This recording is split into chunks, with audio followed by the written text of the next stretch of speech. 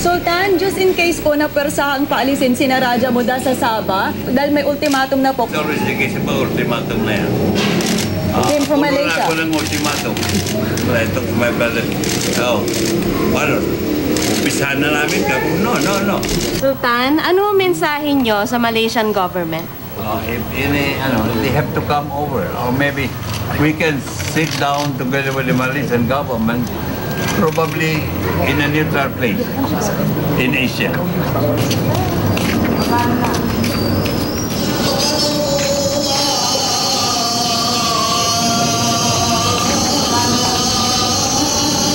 Kasunod nito, pumasok na sa moske ang sultan para magdasal. Allahu Akbar.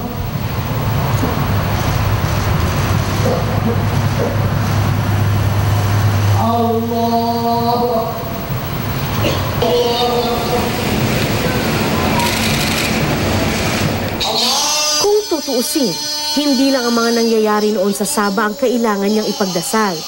Dahil bago pa ba niya buhayin ang usapin ng pagmamay-ari ng Sabah, naharap na sa pagsubok ang kanyang pamilya. Siya na rin ang nagsabing matagal na silang nagtitiis sa hirap. Napolis Sultan naman. Bakit po? Kasi hindi ko kaya mag-shopping sa mall. I don't have the money to spend. Naghirap talaga. Talagang to the extent na ang bahay ko ay foreclose na. Bahay namin foreclose na ng bank. This is alone. I loaned this in the bank. Pero with our sincerity and, truthfulness, I know God will just put us in vain. Ano po pakiramdam na nakikita niyo po si Sultan na ganyan? Wala akong magawa. Very sad.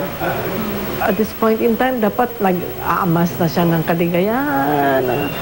But, isa yung taong if it's God's will, no? Lagi sasabi yun if you have believed in God, you don't regret. Sorry for the delay, but the food is on the table. With the blessings of Allah, this food is to help knowledge. May 9 na anak si Sultan Kiram, 3 dito sa pangalawang asawa.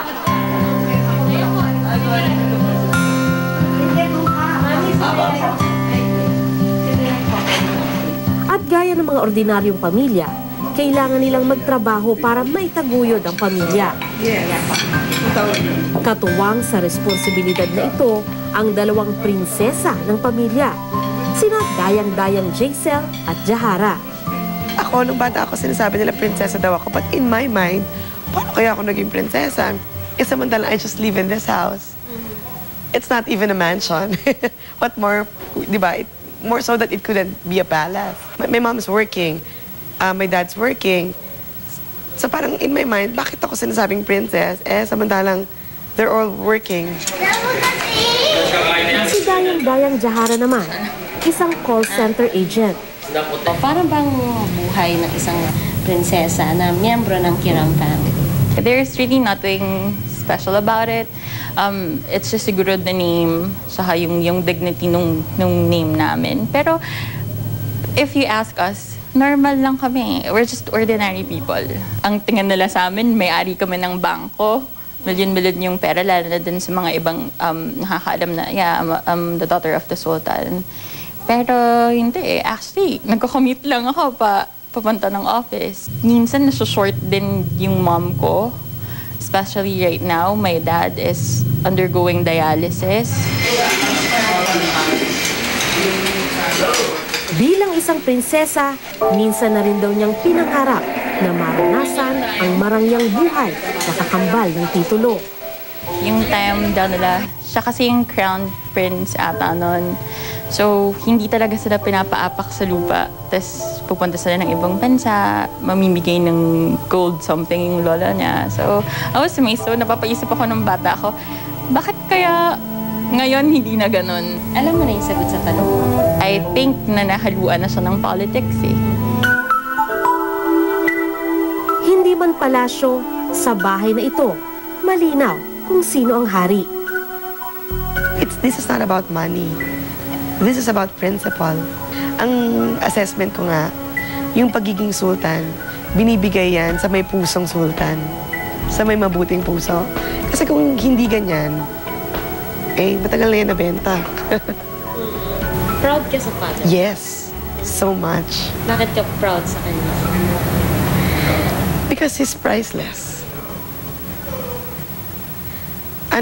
Sorry, nagiging emotional ako pag daddy ko.